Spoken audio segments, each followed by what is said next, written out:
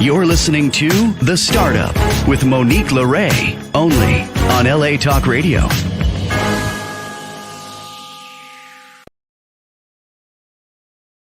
How's it going, Los Angeles? This is The Startup with Monique Lore. I'm Monique Lore, back with you for episode 162. I had to check my paper. I cannot believe we're almost to 200 episodes, you guys. This has been I'm just blown away with our tenacity on this show. The little podcast that could, I always call it that. And I was enjoying my conversation behind the scenes with Sam. Welcome to the show, guys. As you can see, I've made it to the new home office. I am so happy to be here. We've got high-speed internet. We're working on lighting. We're going to build it out and make it look really cool, clean and neat, and really cool. So I just want to extend gratitude to the listeners and viewers and Sam and everybody who's helped me, family, friends, and people who support the channel, sponsors, for hanging in with my transition here to this new space. And hey, I thought moving got funner. I don't know where I got that from. It definitely does not, especially when you have a lot of responsibilities, as everyone knows. So yeah, so I don't plan to be moving much more in my life. Maybe one bigger move, and we'll sit there for a while. But for now, this is home, and we're coming to you live from Laguna Beach. I wanted to start the show off by saying I had a really amazing session at school yesterday. As some of you may know, I'm doing my MBA program at Pepperdine. I'm very honored to be there and be one of the few at Graziadio. I might be saying it wrong, but we'll get it better. It's an Italian word for business school. And, I had a really great session with one of our professors learning about finance and accounting. And I'm just kind of doing this off the cuff.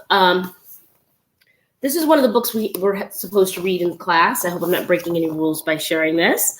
But Financial Intelligence. The authors are Karen Berman and Joe McKnight with John Chase. So there's some features there by some other people, but this is a manager's guide to knowing what the numbers really mean. And coming from reality, courtroom, game show, docu-follow, unscripted world, and having limited knowledge about these things, that's what an executive education gives you. But I got a little glimpse on what people see when they look at numbers in the accounting world.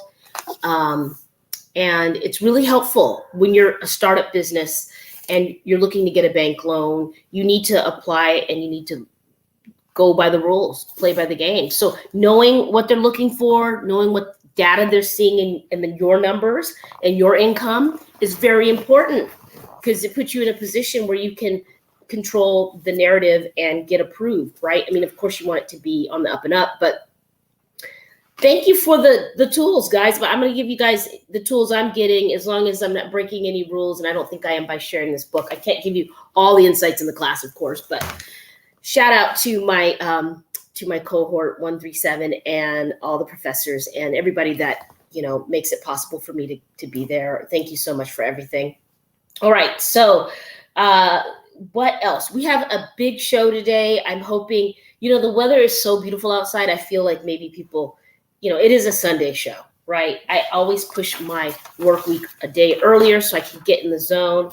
I don't know. I guess maybe it got stuck in my head somewhere when I was younger that Sunday is the first day of the week, the first work week. But then you've got other things in your world that say Sunday is the day to rest, right? So a lot of people are on that as well, and I have to respect that. But pardon the glare. Like I said, this is our whole new home office space, and we're going to make it cozy, put the logos up, get the lighting together. But we just got our beautiful Wi-Fi here, and all the stuff is coming in boxes this week. So, I wanted to make sure this was the spot and get it kind of stabilized. And thank you guys for bearing with me in that transitional time moving here. I will say that the market here in Laguna is quite competitive, even if you're just renting. So I'm really grateful for the place that I found. I'm very happy. I'm very close to the water. I've got more space, I know how blessed I am to be here. So I'm grateful. And I want to, while we're doing that, let's just be grateful for our sponsors. Thank you so much to Michael Solberg Family Wines, Leah Solberg, continuing her success in wine. Happy harvest, Leah, and everybody at Michael Solberg Family Wines. You know, if you want to do a custom label, or if you're looking to do something special for this holiday season, or maybe for a holiday party, doing a custom label could kind of be nice, on wine. I think it's a beautiful, classy gift. Not everybody drinks. You can definitely, offer a sparkling option that's alcohol free, but for the drinkers, Michael Solberg Family Wines is, over 2.5, almost 3, I think it's over 3 decades now, going into the 3rd generation of just great wine that pairs well with anything. So cheers to Leah Solberg, Michael Solberg Family Wines. I have just a little splash left. They make great wines, and she can do a custom label for your holiday party, your executive party. If you just want to do a family label, she can do that as well. So www.michaelsolbergfamilywines.com. And I also want to give a shout out to La Casa del Camino here in Laguna Beach.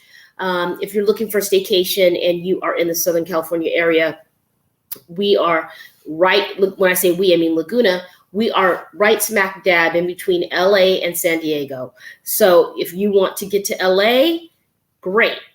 Go to LA, and on your way back, come down, towards San Diego, but stop in Laguna. If you're coming from vice versa, you can go either way and wind up in a very beautiful place. Lots of art, lots of culture. And it's not, it is in California's French Riviera, as they call it, the Riviera here, but everything's beautiful, but it's a little more down to earth, right? You might see some vibes of Orange County, and it be, rich, right? Beautiful, classy. But yes, Laguna is a little taste of that balance where you're going to get art and water and all the beautiful things as well. So wonderful, wonderful. And of course, I want to say, a big shout out to La Casa del Camino, who is the hotel there. So if you need a staycation, La Casa del Camino, thank you so much for your continued support. And of course, Next Level Global Solutions, Shane Hyman, he's doing some amazing things in the finance space, online, IPOs, building wealth from the ground up. Check him out at Next Level Global Solutions. All right, without further ado, I think we have our first guest. Talia, how's it going? Happy Sunday. Happy Sunday to you as well. Everything's going good. It's a little chilly in Atlanta, but we're good. Okay, good. Well, you look amazing. Thank you for coming on a Sunday and carving out time to join us on the startup. Why don't you introduce yourself and tell people who you are and what your brand is? Okay, so my name is Talia Cassinine. I am 42 years old from Brunswick, Georgia, living in Atlanta. I am the founder of Say No to Silicone Injections, being a trans woman that basically educates other trans people on how to transition the proper way in a healthy way without the use of back market or back alley procedures. Mm-hmm. I'm also a Bigo Live host in the US, which I became the Bigo Big Star Search Competition Grand Prize winner. I'm a creative makeup artist that promotes a lot of different cosmetic brands. And I'm a husky mother of 3 Siberian Huskies that cleans up dog fur every day, but it's not in my hair. Well, you're keeping the glam away from the hair, that's for sure. And correction, Talia, and I want to pronounce that correctly. You sound like a busy gal. I mean, congratulations on winning Bigo. They're making a lot of moves. We had someone else on here that was quite phenomenal. What do you want to share about that win? How did that feel for you? That win was absolutely phenomenal because I was going against a lot of people that were already really established on the app. Yeah. I have been on the app for a little while, but I've never been into the want to be in the spotlight type position. So I didn't know if I had the support. But Bigo showed me that their competitions are fair and not biased in any type of way, and that the votes actually do mean the votes. And it was a very movable thing because my mother was there to watch the competition live. She was being very supportive, sending gifts. I had all of my friends and family members there as well. And my biggest thing has always been solidarity. And that's one of the things that I really received from Bigo. I love this. Sam, by the way, as you know, I was talking to him earlier. He's our station owner and producer. So, Sam, when you see the next guest come on, of course, you're going to alert me. But I want to go a little longer with you today because let's just get into it. You are a trans woman in the South these days, moving and shaking, making big things happen, winning Bigo. You know, you've got these brands going. You're finally. I believe people are listening, right? Some people are listening to what the message is. What do you want to share with entrepreneurs that might come from the community you come from with those extra challenges on top, right? Because we've got the startup challenges already, right? But there's other things culturally and systemically that affect people. What words of wisdom or little, pearls of wisdom would you like to give them? And hang on one second, guys. We've got a little technical thing while we're waiting for Talia to return. Please follow us on Instagram, Facebook, Twitter, and all your platforms, LinkedIn included. I think we're live streaming right now on Twitter, Twitter, Facebook, and LinkedIn. Which, congratulations, Sam. Sam did that. He really has been pushing the channel and making this thing grow. All right. So, hello, Tamika. We've got a new guest. Hi. I'm actually earlier than I'm supposed to be. I'm sorry. Hi, Tamika. How are you? Say hi to LA Talk Radio. Welcome. Hello. All right. Well, beautiful to see that smile. And why don't you introduce yourself? We had a little technical difficulty with the first guest. So why don't we just introduce you now? Oh, my goodness. My name is Tamika Thomas. How are you? Well, nice to meet you, Tamika. And how are you? I'm very good right now. Thank you. All right. Well, we're going to shift here and jump in with Tamika. She's got some cool things going on. Welcome to LA Talk Radio, Tamika. Go ahead and tell us a little bit about your brand, and we will get Talia back in just a moment. I could come in at 6:30, but okay. Well, you want to come back and say hi to us? Yes, I shall come back. Okay, we'll see you in a moment, guys. We have so much fun here on LA Talk. All right, Talia was going to answer our question. Welcome back. So sorry. It's internet. At home. It always happens, and it's not your fault. It happens on the big networks too. So, no. To your question earlier, it's all about your motivation and your drive, and you just can't lose vision of that.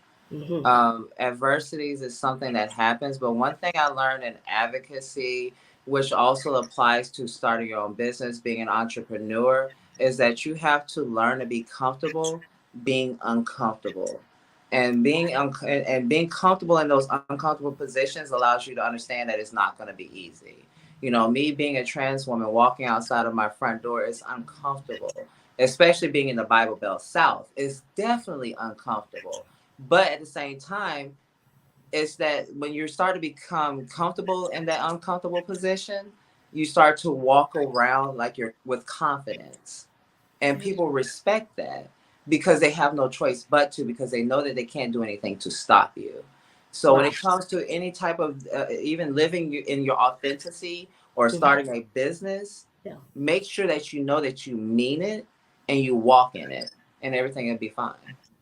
You simplified it so beautifully, right? And I know behind those statements, there's been challenges, right, that we can discuss here and there. But what you just said was so simple, but when you're really in it, and I'm just a regular straight lady, but I'm very LGBTQ friendly, and I love that community, and they've been lovely to me, and so I rock with them all day, and I think all of us need equal rights. So as a woman as well, I see some things, but you simplified it so beautifully. It leads me to believe that it really is true, right? It can be that simple. Why do you think we don't think it's that simple? Well, okay, so I'll break it down in another way. Yeah. Another saying that I learned in advocacy was that even an advocate needs an advocate. You need a support system. You need people that are going to push you. Even when it comes to my makeup, for instance, I have friends that will say, Talia, wash that off. It don't look good. Why your eyebrows so high right there? Like I have friends that are willing to tell me like they're really to hurt my feelings. I like sometimes Right. You're like, I appreciate the honesty, but you're going a little too far now. I do have feelings under here. I know I'm Superwoman. Right. It's like, girl, can you kind of back up a little bit? Because I'm about to have a whole anxiety attack. But you have to have that, how they say, the amen corner. That'll praise you when you're right, but also will chastise you when you're wrong. And that support is valuable. It's priceless. It really is. And you have to look for that. The people who are always going to be on your side and say, oh yeah, that's great. Oh yeah, that's great. I look for the ones who are going to say, oh yeah, that's great. But also, Talia, but it could be better if. Very good. I love that you landed there with that point, because I was just reviewing through this move and moving in this space and just kind of touching at the top of the hour how competitive the market is to be here in my location and other places too. There was only a few people that I really was trying to listen to in that time, right? That when you're changing things and transitioning, moving and shifting, and the real ones are telling you like it is, they're so invaluable. You see these people that make it to a level and they've got yes people around them. I think that's what you're referring to. Yes people telling you just what you want to hear because they want to be along for the ride. They want a piece of the pie, and that's fine. But you really need your core amen team, your ride or dies to tell you, hey, that's not great. Those are the building blocks. So what I'm hearing you say is, a solid team behind you, be clear on your vision, and it comes off as confidence. Confidence can be effective. I think it can actually draw some attention to your brand. Do you want to talk to us about how you went to the next level with that confidence with your brand? I had to be humbled. I had to be humbled, and I had to be transparent. And at the same time, I had to understand that we cannot have unrealistic expectations, and that everything starts from somewhere. Was I born from my mother looking like this? No. I started somewhere. Yeah. And it took a lot for me to get to where I'm at. And I think a lot of people think that there's an elevator to success, but technically speaking, you must take the stairs. Multiple times. Multiple times. And you might trip and fall down them a couple times. And stumble, right. You might lose your wig on the way down. Mm-hmm. Oh, it's so good. What's next for your brand? Let's do some plugging right now. Tell us what you're excited about the final quarter of 2023 and where you're going for 2024. Well, actually, with the makeup that I've been doing, I started out doing a lot of glam, and then all of a sudden I realized I like prosthetics. Oh. I want to switch up and do way more prosthetics. I want to possibly because I'm actually self-taught, which was another important thing for me. I won a competition doing makeup, and I learned by myself. That's amazing. That's amazing. I want to go to school and possibly learn how to do really real costume stuff, movie type things, and do it the right way. I've already transformed my body into the female gremlin, a whole Versace photo. But I think it's so much more. And I think one of the things that stops us in life is not unlocking your potential. Yeah. And I know there's more for me. I just want to see where it's going without having those unrealistic expectations. Right. And just roll with the punches. Smart, very emotionally intelligent to say that, Talia, about having those expectations, and also the expectations of people around us, right? As entrepreneurs, I had to realize, Monique, not all your friends move the way you do. Not everybody's going to be thinking the way that you do. You have to, check those expectations. I really love that you said that. And when you talk about the prosthetics, it gets me excited because shout out to Jackie Pittman. She did Face Off. I don't know if you know Face Off. I have watched the Face Off. Yes. Mm-hmm. So there's some talent there. I could see you doing it. I'm excited. It's gonna be Halloween. Can we do a spoiler alert? What are you gonna be for Halloween? Are you using prosthetics this year? I actually bought a lot of prosthetics. I'm gonna be turning myself into a sphinx. Oh, the So purge. we'll be doing that. I'm actually gonna be doing an Egyptian queen. I'm doing Cleopatra tomorrow, so I'm gonna do a whole reel where I'm just dressed up as the glamorous Cleopatra, and then something crazy happens during the reel, and then I'm just dead. Because I mean, Cleopatra's not alive, so we're gonna keep it realistic, right? So we're gonna be doing the mummified Cleopatra with the gore, the turquoise jewelry, the mummy wrapping. I have my little staff right here. I just got it in the mail already. I have her. That looks so authentic. Yes. Because the thing is, even the question you asked earlier about being an entrepreneur, doing makeup and doing PR, there's a lot of glam girls out there and guys. Yeah. But who's doing something different than everyone else? You have to mix it up and bring your personality and your creativity to the forefront, and not just your skill. So I try to do everything that people don't imagine me doing. Even if I have to, more than likely lip sync a song while I'm even doing the makeup. Just because you can. Yeah. And you should. Yeah. And don't put me in the box yet. I'm not dead yet. You don't get to put me in the box. I like that you're really stepping in the moment with all the tools we have with, makeup and editing and the platforms, and you're showing people how you want them to see you. Smart move. Didn't Missy Elliott do that when they told her she didn't fit the way that the industry wanted her to look? And she said, okay, well, I'm just going to go all the way in. I remember some of her videos back in the 90s, Missy Elliott just leaned into that. So I love your mental about this. I think your attitude's amazing towards this. And I think we're going to see you somewhere really exciting soon. I get that feeling about you. Come back. I want you to come back and check in sometime. Will you come back? Of course. I love this. I enjoy myself with this. Yeah. I love it. So let's plug your handles and where people can support you and look for your content coming soon with this Cleopatra thing. Okay, so you can always find me on the Bigo Live app. Just download Bigo Live from the App Store and just do a search for Talia C. That is my Bigo ID, TALIYAHC. That's where I do all of my live videos, so you can catch those. Now, I won't tell you a certain time that I'm going to do it because makeup takes a long time. I'm sleepy. I'm tired. I got to work a full-time job. I got dogs. Just make sure you follow me. You'll see the invites. I love that. Okay, so Bigo Live, and then any other platforms are we plugging? I'm also on, anytime I do a makeup look on Bigo Live, I always post it on my Instagram, which is Talia_Castanine.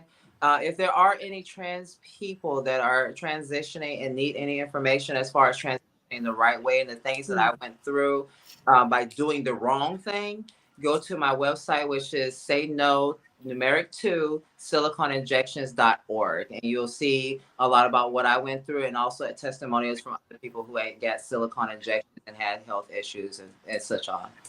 We have about 7 minutes. If you can stick around, and we can touch on that topic. I'm here. Great.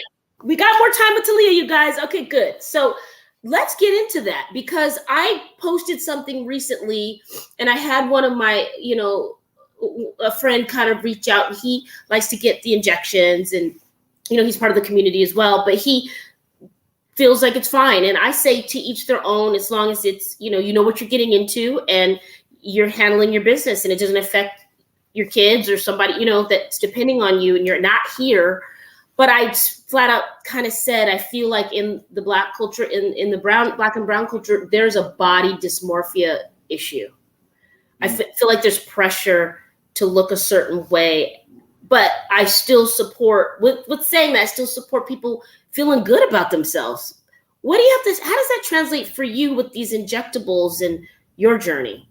I can't knock anybody for doing something to else. Right.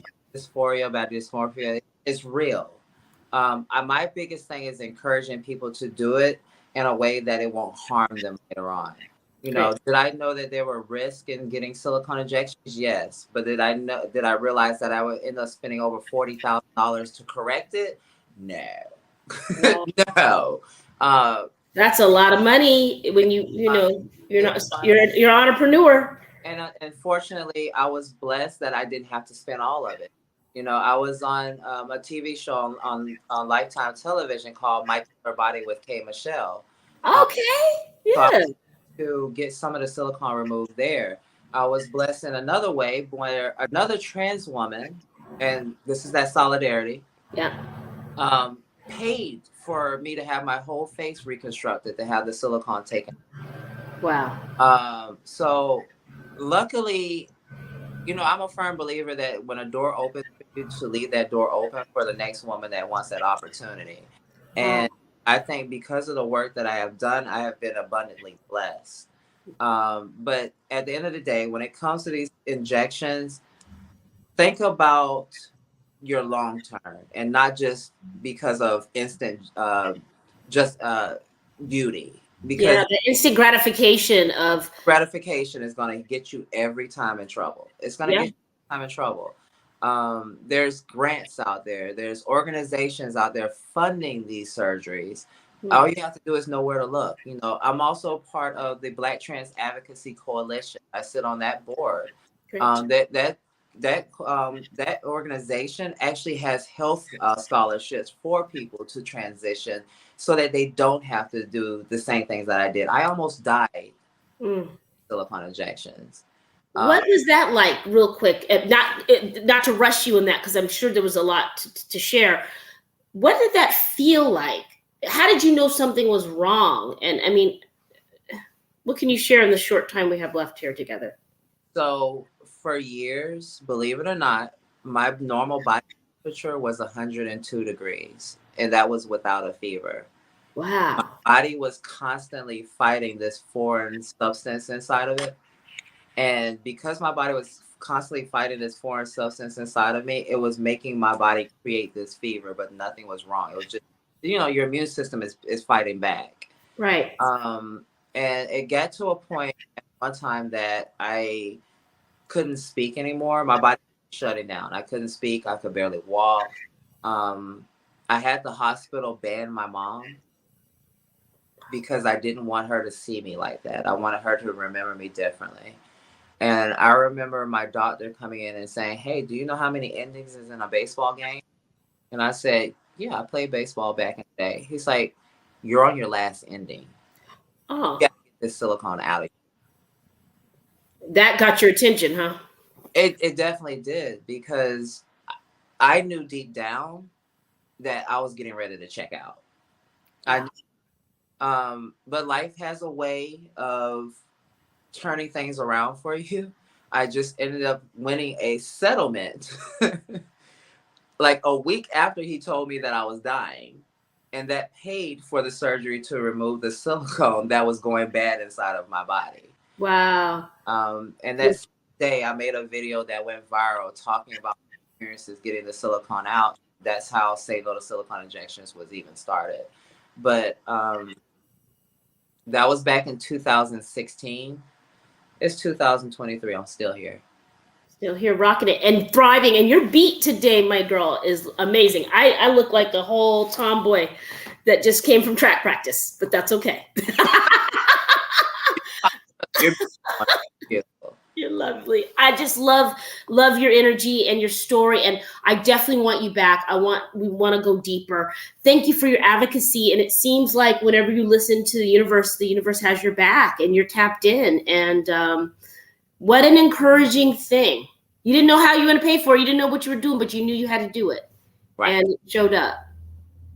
Fabulous. You guys, Talia Castaigne. Did I say it right, Talia? I hope I did. Castaigne.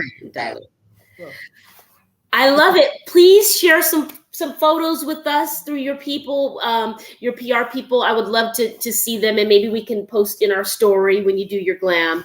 It sounds amazing. Continued success and blessings, and I can't wait to have you back. No problem. I can't wait to come back. Thank you for being here. Thank you. You're welcome. All right, you guys, Talia Castaigne. Amazing. I could see her doing so many glams and makeup for the films and the shows. I know she could do it. She's very, she's strong, and she's got a story to tell, even more so. Thank you for taking time, Talia. All right, next up, is Tamika back? Yes. Hello, No, Tamika. Welcome back to the Startup Girlfriend. It's better to be early, and you were early. All right. Well, wonderful. Why don't you introduce yourself to the listeners and viewers and tell us who you are and what your brand is? Hi, all. My name is Tamika Thomas, and author of The Sensitive Stone. And my brand is being dangerously compassionate, helping people to become healthily compassionate as opposed to being dangerously compassionate.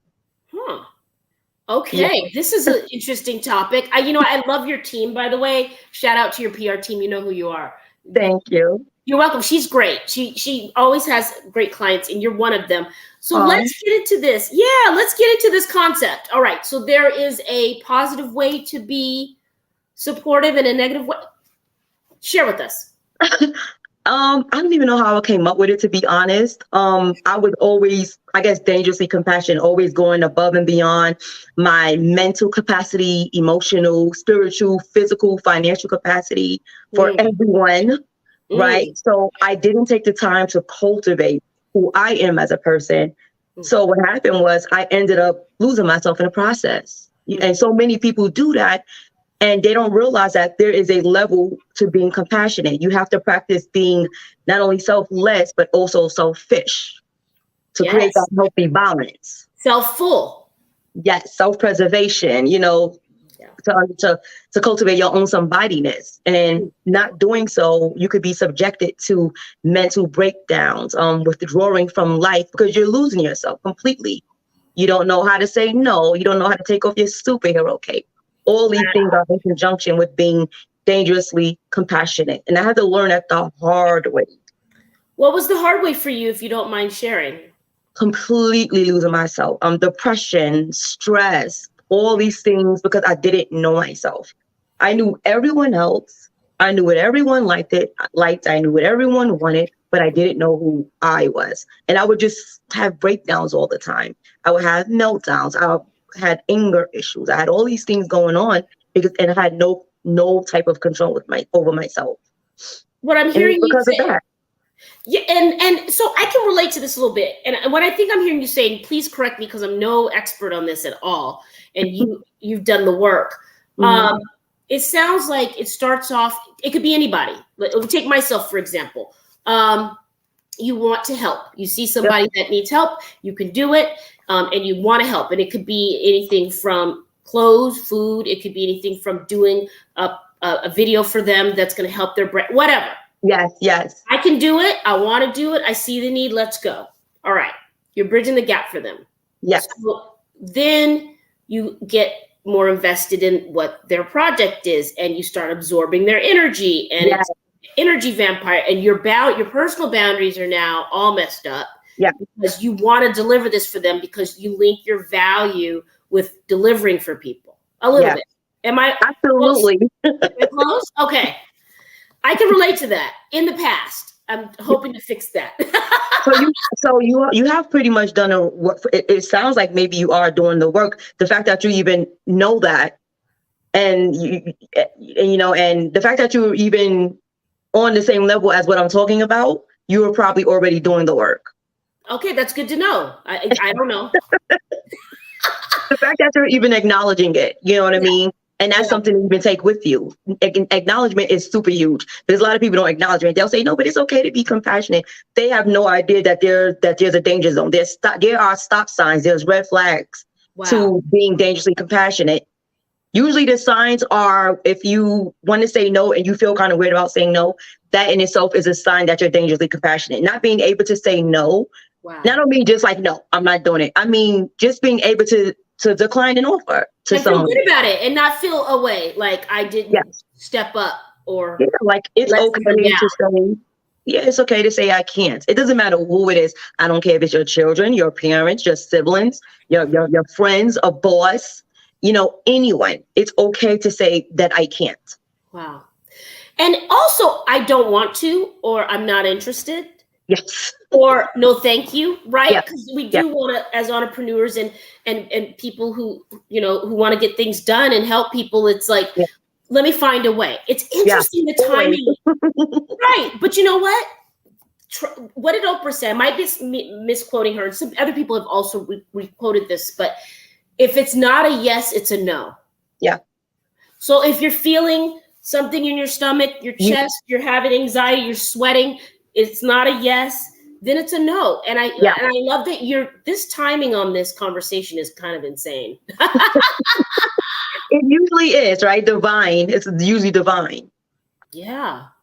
So I'm in my MBA program. I kind of was sharing that at the top of the hour, and anybody that follows my podcast knows that. But the first module, without giving away too much, the professor said, pay attention to what you're paying attention to. Yeah. So pay attention to why you're always overextending yourself and helping, right? I mean, I'll let you shut up and let you share.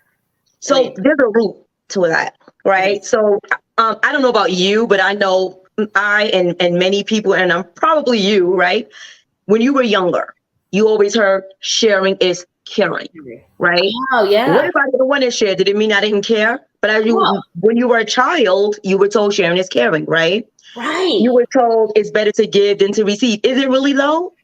Because there's another piece that's missing, right? It's better to give than to receive. No, sometimes you can give and feel comfortable receiving, but you aren't told that.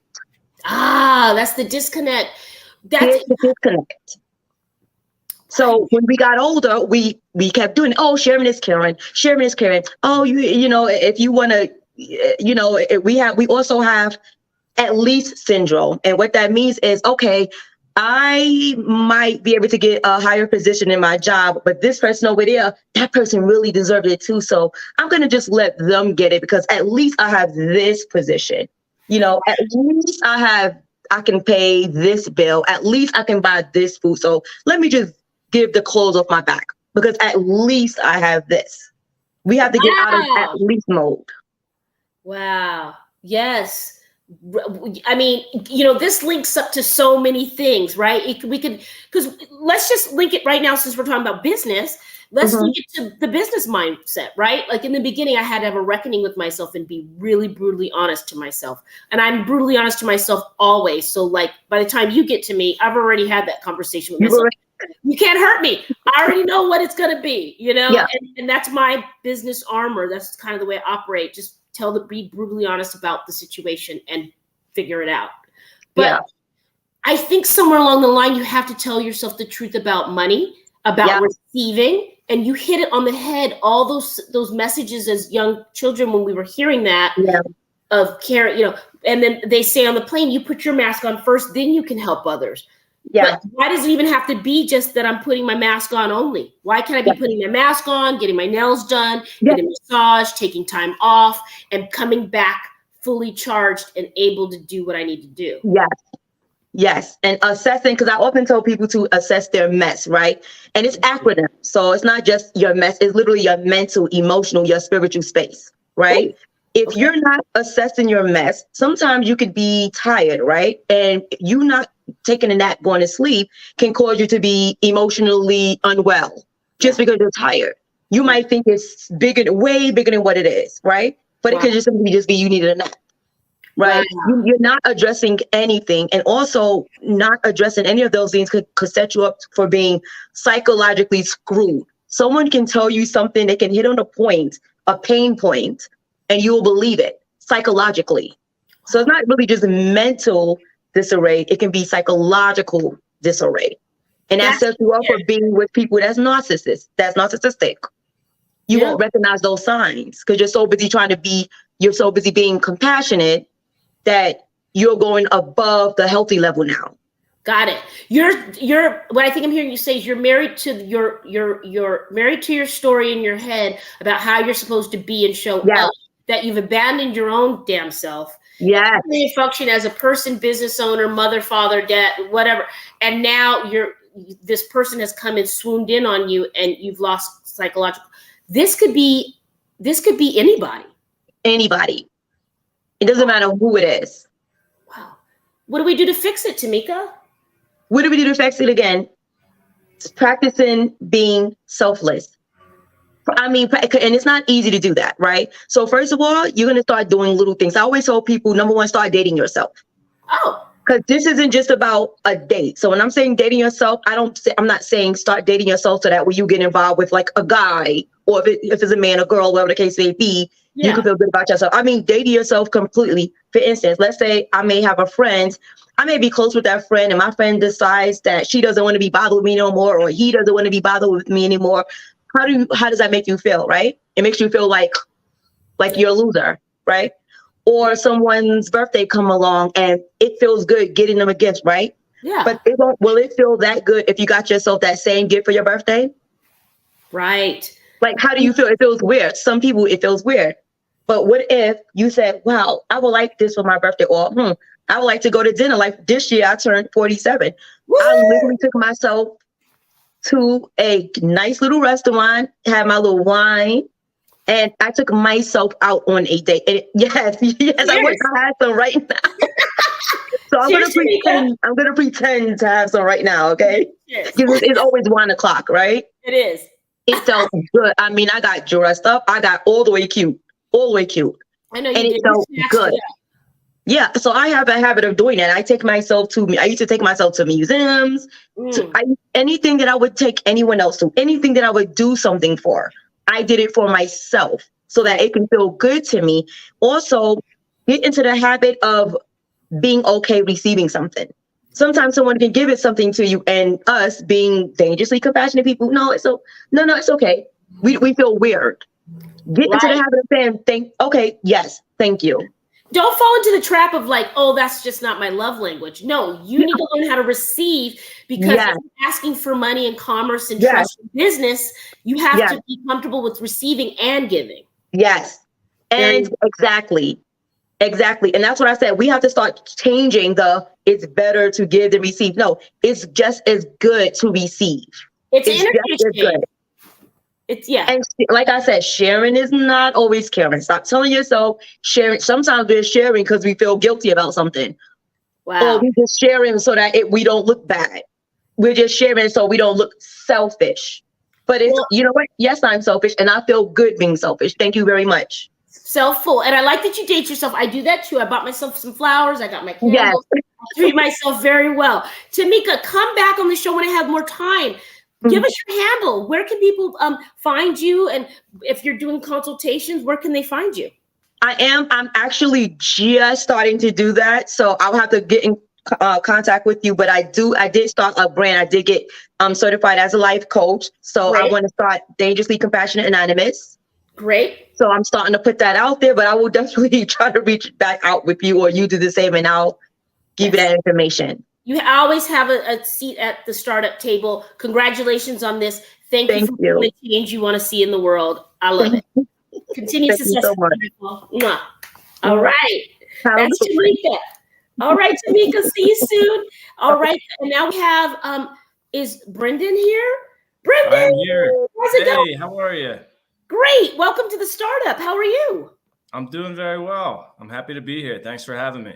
You're welcome. It's a pleasure to have you. Why don't you introduce yourself to the listeners and viewers and tell us about your brand? Sure. My name is Brendan Cawley. I'm calling in today from Westchester, just outside of Philadelphia, PA. I'm the founder and CEO of Righteous Felon Craft Jerky, which is a better-for-you premium meat snack brand that I started about 10 years ago. We're in our 10th year. And that's the gist of the brand. You know, it's funny that you mentioned it, Brendan. I'm here in my new place and I have boxes everywhere. I just don't know where the jerky went. Maybe they missed it. Maybe it didn't. I'm just kidding. I'm very excited to try it, though. I mean, tell us about the ingredients for some of us who, lean towards the fish rather than the meat. Tell us what's in your jerky. Yeah, absolutely. So that's one of the one of the pillars of our brand is we definitely wanted to create a really clean, all natural product. So from the very beginning, we partner with local farms to us here in Philadelphia, and use an all natural pasture raised Black Angus beef that doesn't include or where the animals don't receive any growth hormones or antibiotics. Great. And then all the other ingredients that we use in our marinade are also natural, clean ingredients that you can pronounce. There's no chemical preservatives. or anything in there that you would be worried about, ingesting or feeding your friends, kids, family, things of that nature. Wonderful. I like that you're doing something, farm to table that is respect for the animal and for the people consuming. Where did you get the name from? Of course, that catches people's attention. Sure. What's the background story? Yeah, so it's kind of funny. So I started making beef jerky when I was about 10 or 11 years old. I had an uncle that worked in a steel mill out in Pittsburgh, and he kind of had this little jerky hustle going on at the steel factory where he would make jerky in his basement and sell it to his coworkers. And I was like very intrigued by beef jerky. I was a consumer of beef jerky as a kid. And when he taught me that this could actually be something that you make at home, I was just, kind of beside myself. So I got really into that. My parents bought me a little dehydrator. I started making up batches at home. My friends kind of got involved with that. And we started to bag it up and sell it in our middle school. And it got pretty popular, and it looked a lot like another all natural substance that was gaining popularity at the school at that point, and getting traded in little baggies. And, okay. we got in trouble. A teacher caught us and thought that we were selling weed, and we obviously were able to clear ourselves of those charges. It was very easy to prove. It was just beef jerky, but that misunderstanding to us kind of remained this inside joke that stuck with us through the years. And anytime we were making jerky for like a snowboarding trip or going to any sort of road trip, we would always joke amongst ourselves, my friends and I, about this illicit substance, this underground jerky trafficking world. Right. And fast forward like 15 years or so, we were out of college at that point, had been working for a few years, and kind of saw what was happening with craft beer and also the natural and organic food scene, and kind of thought, hey, maybe this is an opportunity to kind of reinvent beef jerky a little bit, because up until that point, it had really been kind of seen as like a junk food or like a truck stop type snack. Right. And yeah. So we had that, we dusted off the old dehydrator, started making jerky again. And then when we thought about branding and how to create something that's interesting, it only made sense to kind of stick with that sort of jerky cartel, underground trafficking type brand that we had already been unknowingly working on for years amongst ourselves.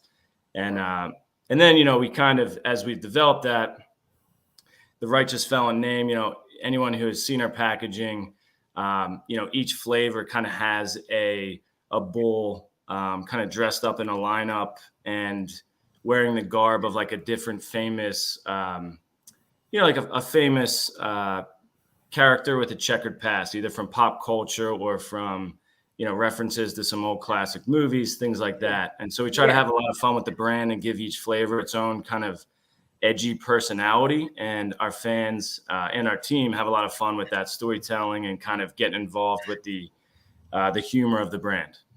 I love it. And maybe it's its own Homeboy Industries, that's out here in LA that kind of helps the community now and gives the homeboys jobs. You never know where you can take a brand. I love where it started. I love where it's going. We need some here on the West Coast.